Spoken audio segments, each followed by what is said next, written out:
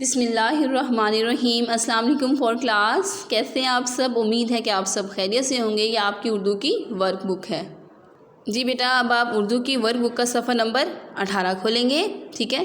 سب سے پہلے دن لکھیں گے سوموار، تاریخ 26 اپریل 2021۔ سوال نمبر 1، آپ ان موقعوں پر برداشت کا مظاہرہ کس طرح کریں گے؟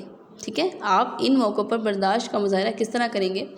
جی بیٹا، میں نے آپ کو پچھلا جو آپ کا اردو کی ورک بک کا لیسن ہے، پیج نمبر جو 17 ہے، اس میں میں نے آپ کو صبر و تحمل کا مظاہرہ کس طرح کرنا چاہیے اور کن باتوں پر کرنا چاہیے میں نے آپ کو بتایا تھا، ٹھیک ہے۔ آپ نے وہ موقع لکھنے ہیں کہ کن موقعوں پہ آپ لوگوں نے صبر کا مظاہرہ کرنا ہے۔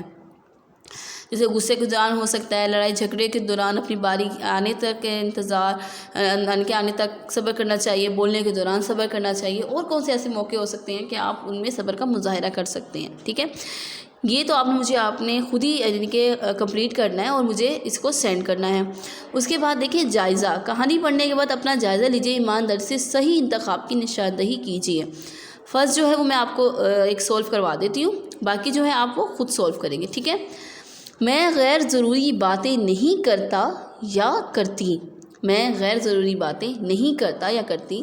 یہ آپ کو 3 آپشن دیں گے، ہمیشہ، اکثر، کبھی کبھی۔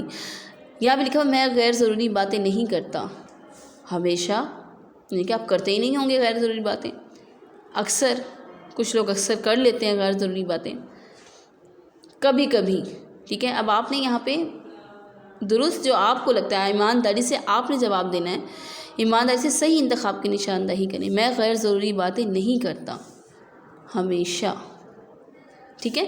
باقی اسی طرح میں دوسرے کی بات دھیان سے سنتا یا سنتی ہوں، ہمیشہ، اکثر یا کبھی کبھی۔ میں کسی کی بات نہیں کاٹتا یا کاٹتی، پوری بات سن کر اپنی بات کرتا یا کرتی ہوں۔ اب آپ نے دیکھنا ہے کہ آپ میں اس میں سے تینوں میں سے کون سا آپشن آپ پہ سوٹ کرے گا، ہمیشہ، اکثر یا کبھی کبھی۔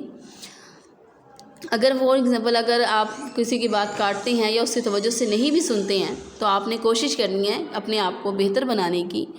آپ نے پہلے دوسرے کے سامنے سننے والے کو پہلے جو بات آپ کو بتا رہا ہے، ٹھیک ہے، آپ سے بات کر رہا ہے، پہلے اس کی بات سنیں، پھر جب اس کی بات مکمل ہو جائے گی تو آپ نے پھر اس کا یعنی کہ جواب دینا ہے، ٹھیک ہے۔ اگر یہاں پہ کچھ چیزیں ایسی ہیں اگر آپ وہاں بالکل بھی یعنی کہ پرفیکٹ نہیں ہیں تو آپ کوشش تو کر سکتے ہیں کہ آپ ایک اچھے انسان بن سکتے ہیں۔ میں سامعین کی سہولت کے لیے اپنی کہی ہوئی بات دہرا دیتا یا دیتی ہوں، ٹھیک ہے۔ یہ آپ نے بتانا ہے کہ آپ سامعین کی سہولت کے لیے اپنی کہی ہوئی بات دہراتے ہیں یا آپ کہتے ہیں کہ بس ٹھیک ہے میں نے ایک دفعہ کہہ دیا ہے، بات ہو گئی ہے، ٹھیک ہے نا۔ میں تیز تیز نہیں بولتا یا بولتی بلکہ شائستگی سے گفتگو کرتا یا کرتی ہوں۔ یعنی کچھ لوگ ایسے ہوتے ہیں وہ اتنا تیز بولتے ہیں کہ سننے والے کو بولنے والے کی جو بات ہے وہ سمجھ میں نہیں آتی ہے۔ تو بیٹا آپ نے کیا کرنا ہے، ایک تو آپ نے مجھے یہاں پہ صحیح سے جو مارک ہے وہ بتانا ہے کہ آپ ہمیشہ ایسے کرتے ہیں، اکثر یا کبھی کبھی۔ اگر آپ تیز بولتے ہیں تو بیٹا کوشش کریں کہ ہمیشہ دھیما اور شائستگی سے گفتگو کیا کریں تاکہ سننے والا جو ہے آپ کی بات غور و توجہ سے سن سکے۔ ضرورت پڑنے پر دوسروں کی مدد کے لیے تیار رہتا یا رہتی ہوں، یعنی کہ جب بھی کبھی آپ کے یعنی کہ امی ابو ہیں یا بہن بھائی ہیں یا آپ کے دوست ہیں، کبھی بھی ان کو آپ کے یعنی کہ مشکل وقت میں ضرورت پڑ سکتی ہے تو کیا آپ ان کی مدد کرتے ہیں؟ آپ نے ان آپشنس میں ٹک کرنا ہے۔ میں اپنی بڑوں کی نصیحت غور سے سنتا یا سنتی ہوں، ٹھیک ہے۔ اب آپ نے یہ بھی بتانا ہے، کچھ بچے ہوتے ہیں ان کو نصیحت تو بہت ہی بری لگ رہی ہوتی ہے کہ دیکھو ہماری مما اب ہمیں کیا کہہ رہی ہیں، ہم نے تو اب یہی کام کرنا ہے۔ تو بیٹا جو بڑے جو ہوتے ہیں جو نصیحت کرتے ہیں نا وہ آپ کی بھلائی کے لیے ہوتی ہے، تو غور سے سننے کا مقصد یہ ہوتا ہے کہ آپ نے اس پہ عمل بھی کرنا ہے۔ نصیحت غور سے سننے کا مطلب یہ ہے اس پہ عمل بھی کرنا ہے۔ اب یہ نہیں کہ غور سے سننا ہے اور اس پہ عمل ہی نہیں کرنا۔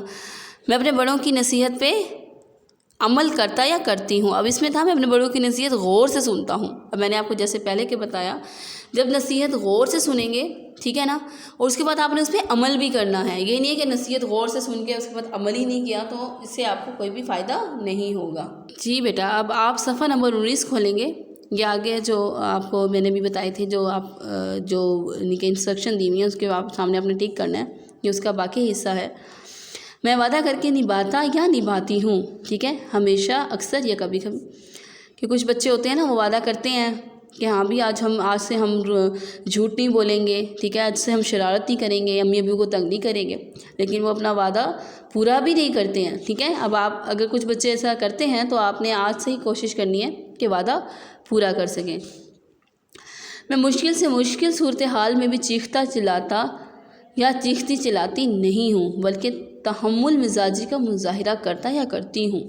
دیکھیے اگر آپ کو مشکل آ گئی ہے تو کچھ بچے اتنے پریشان ہو جاتے ہیں نا، وہ خود تو پریشان ہوتے ہی ہیں، ساتھ اپنے یعنی کہ بہن بھائی یا مما بابا ہیں ان کو بھی پریشان کر دیتے ہیں، یعنی کہ صبر کا مظاہرہ ہی نہیں کرتے ہیں، الٹا چیخنا چلانا شروع کر دیتے ہیں، ٹھیک ہے۔ اب آپ نے کیا کرنا ہے کہ اس کو صحیح سے مارک کرنا ہے، ٹھیک ہے۔ اگر آپ کے اندر یہ مظاہرہ یعنی کہ آپ تحمل نہیں کرتے ہیں تو آپ نے کیا کرنا ہے، اس میں صبر کرنا ہے، تحمل مزاجی کا مظاہرہ کرنا ہے۔